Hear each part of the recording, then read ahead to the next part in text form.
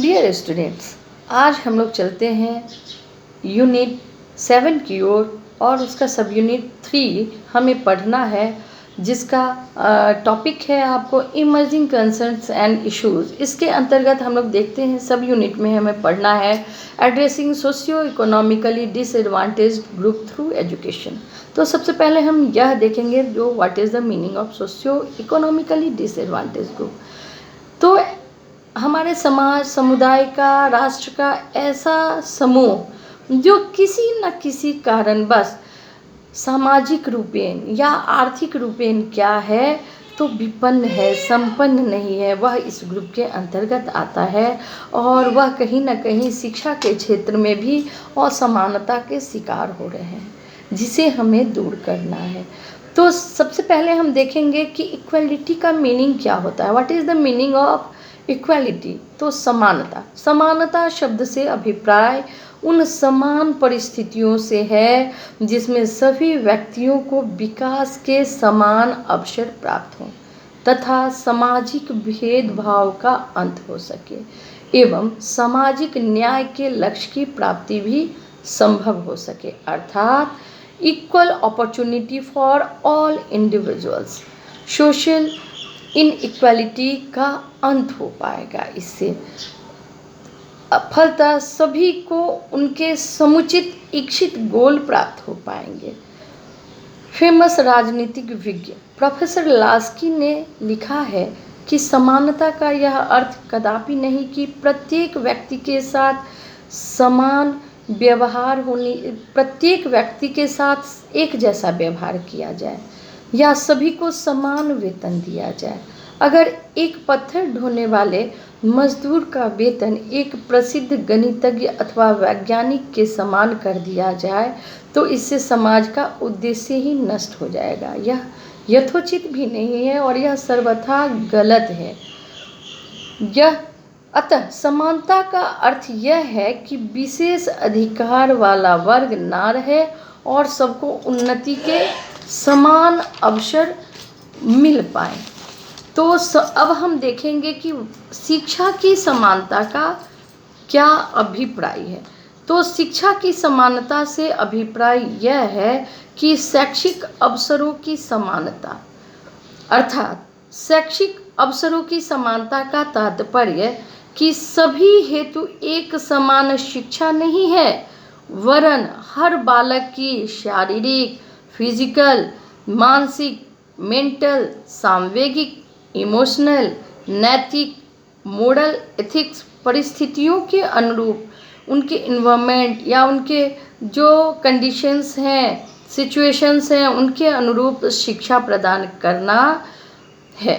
इसका अभिप्राय राज्य द्वारा व्यक्तियों की शिक्षा के संदर्भ में जाति, रूप, रंग, प्रांतीयता तथा भाषा, धर्म आदि के बीच भेदभाव न करने से भी है।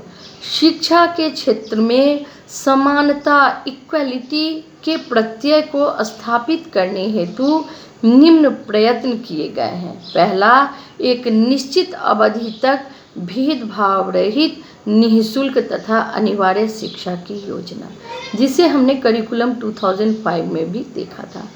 माध्यमिक स्तर पर विभिन्नकृत पाठ्यक्रम करिकुलम की योजना, यानी कि करिकुलम में डिफरेंट टाइप्स ऑफ सब्जेक्ट्स रह पाए और उससे क्या होगा कि बालक अपने इंटरेस्ट के अकॉर्डिंग, अपने सक्षमता के अकॉर्डिंग, मेंटल सक्षमता के अकॉर्डिंग अपने सब्जेक्ट का चयन कर पाएंगे और पढ़ के आगे बढ़ पाएंगे। उच्च स्तर पर सभी हेतु अपेक्षित शैक्षिक उन्नति की व्यवस्था, ताकि वे उचित योगदान देने में क्या हो सके, किसी भी क्षेत्र में सक्षम हो पाए। अब हम देखेंगे कि शैक्षिक समानता के अवसर बढ़ाने के क्या क्या उपाय होने चाहिए। तो भारत में शैक्षिक समानता के अवसर बढ़ाने के उपाय निम्न हैं।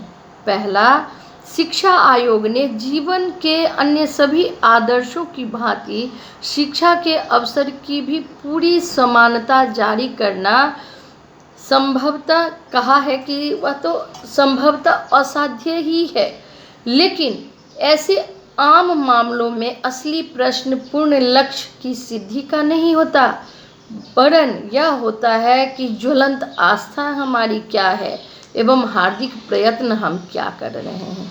किसी भी अच्छी शिक्षा प्रणाली में महत्वपूर्ण विषमताएं पैदा करने वाले कारणों को पहचान करना होगा तथा उन्हें या तो पूरी तरह से दूर अथवा कम से कम न्यूनतम कर देने हेतु उचित कदम उठाने का प्रयत्न तो करना ही होगा।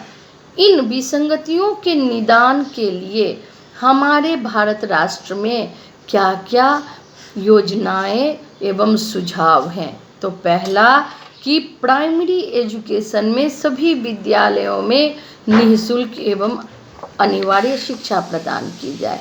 दूसरा, माध्यमिक शिक्षा को यथाशीघ्र निःशुल्क बनाने का प्रयत्न किया जाए।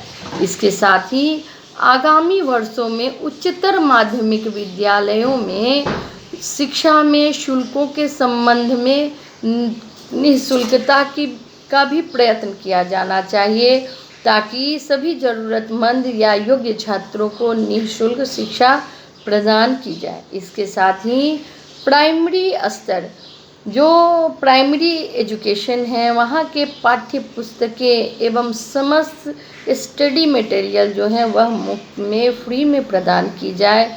और जब विद्यालय बंद हो तो उनके लिए एक शैक्षिक एजुकेशनल मटेरियल जो है उनको वितरित किया जाए, ताकि वह घर जा कर के शैक्षिक माहौल में अपने आप को ढाल पाएँ, वह पढ़ पाएँ।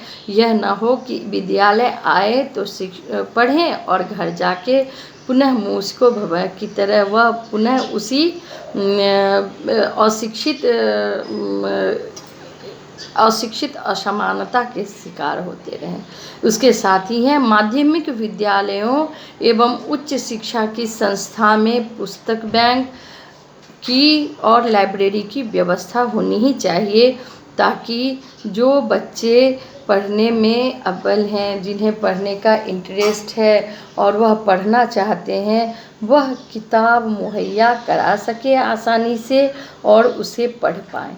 शिक्षा के विभिन्न स्तरों पर छात्रवृत्ति स्कॉलरशिप के कार्यक्रम भी लागू किए जाएं।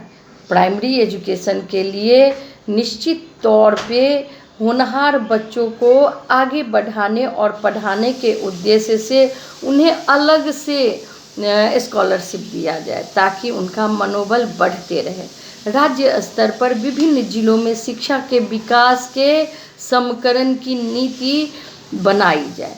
राष्ट्रीय स्तर पर भारत सरकार की जिम्मेदारी समझी जाए, भारत सरकार द्वारा यह जिम्मेदारी समझी जाए कि वह विभिन्न राज्यों में शिक्षा के विकास का समकरण कर सके। हम यह भी देखते हैं कि अपने राष्ट्र में किसी राज्य में शिक्षा का स्तर बहुत ही अच्छा है, किसी राज्य में शिक्षा का स्तर बहुत ही निम्न है, तो उन्हें उनका समानीकरण कैसे हो पाए, इस ओर भी हमारे सरकार की शिक्षा नीति बनी है और उसे बननी भी चाहिए। इसके लिए जरूरी कार्यक्रम उसमें कम उन्नत राज्यों को विशेष मदद देना सम्मिलित है।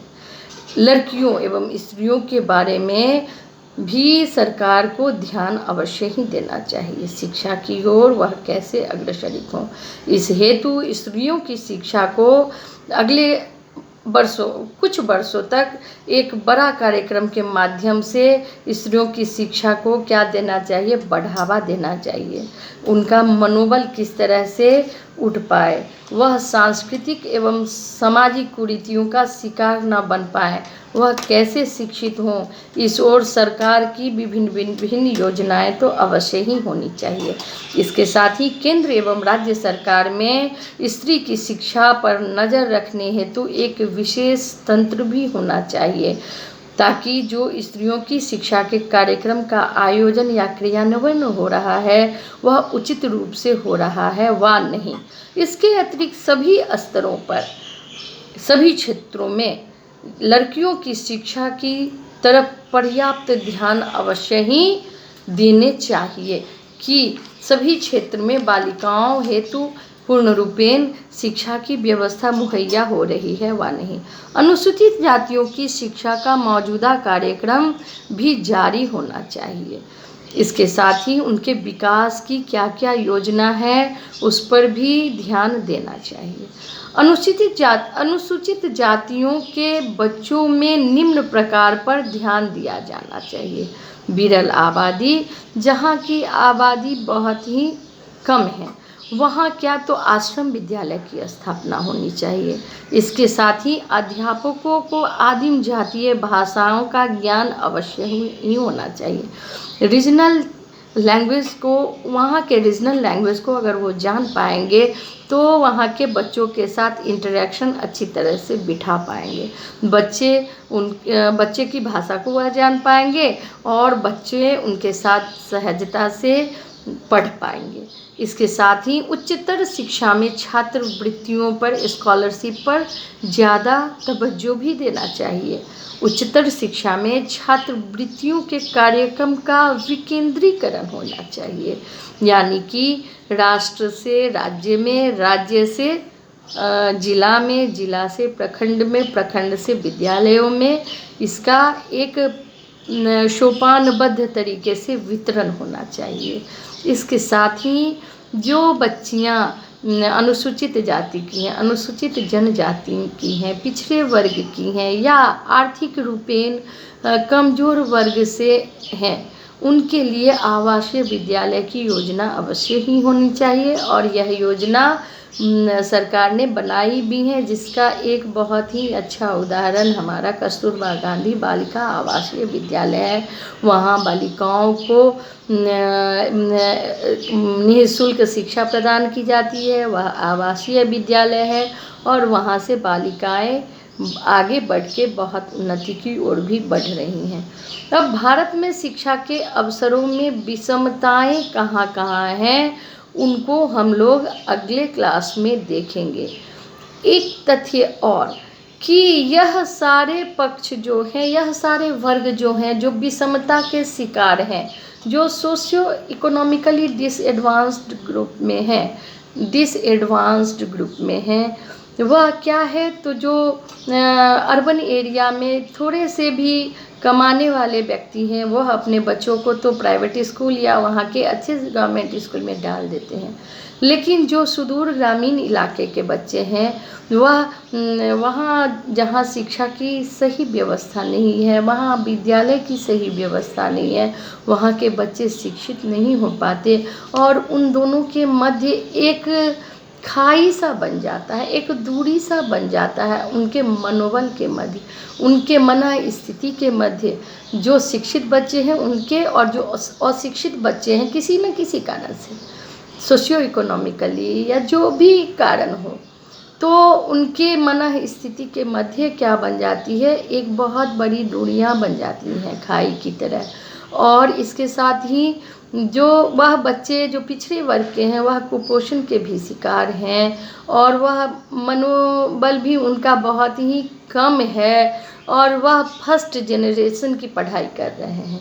जो कहने का तात्पर्य यह है कि उनके माता पिता या उनका समाज अशिक्षित है, लेकिन वह उन्हें सरकार क्या कह रही है, निःशुल्क शिक्षा की योजना के अंतर्गत पढ़ा रही हैं। उनका मनोबल, हमारा यह कर्तव्य बनता है समस्त समुदाय का कि समाज के हर एक लोगों का, कि उनका मनोबल हम निश्चित तौर पे बढ़ाएं और उन्हें आगे आने के लिए प्रोत्साहित करें, ताकि यह जो विषमता है, शिक्षा की विषमता, वह अपने राष्ट्र से दूर हो पाए। बच्चे अगले क्लास में इस विषमताओं के और विभिन्न कारण और निदान की बात हम करेंगे। धन्यवाद।